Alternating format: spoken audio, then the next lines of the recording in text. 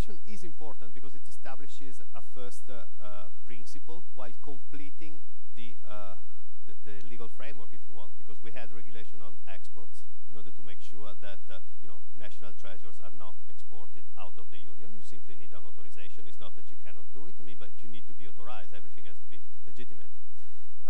Then, of course, we have a regulation on the return of cultural objects that were illicitly trafficked within the EU, though, and of course it's not retroactive.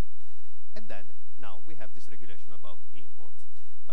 Let me just say that I'm a bureaucrat, so I will start by saying that the union has full competence about the borders, about customs, which is not the case for culture, obviously, and it's not even the case for foreign policy. But when it comes to customs, we can.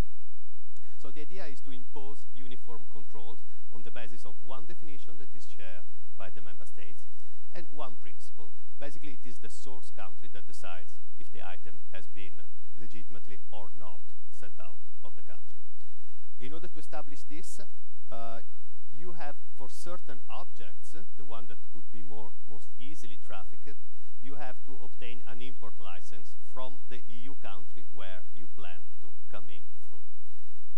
To prove this, the best way would be to show an export certificate from the origin country, or if the item is not particularly at risk, you can also simply produce a self-declaration accompanied by an object ID so that it becomes traceable, that it can be possible to know what is going on.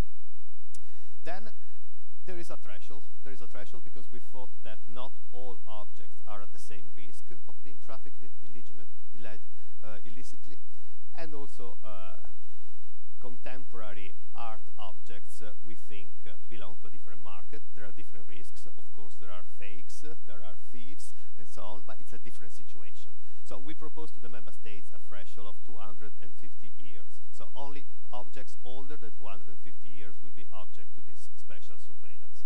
Of course, the date, this threshold is partially arbitrary. It comes from the American legislation. We're open to discussion. It's just a discussion what we propose to the experts from the member states. Should it be 200, 300? I mean, we don't have a strong view there. But we do think that there should be a threshold because the objective is to produce something that can be worked upon by the custom officers.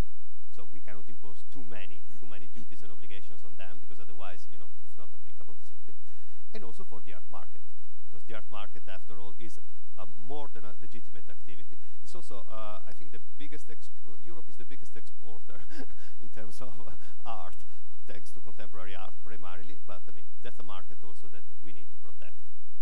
One key point of the legislation, which is under discussion, of course, and again, this is something on which it is legitimate to have a different opinion, is that in order to simplify the procedures, we are proposing that if the country from which the object is being imported into the EU is not the country where it was discovered or created, if that country, which we call the export country, is a signatory of the UNESCO 1970 Convention, then we assume that it should be there legitimately, because that country should have carried out the checks.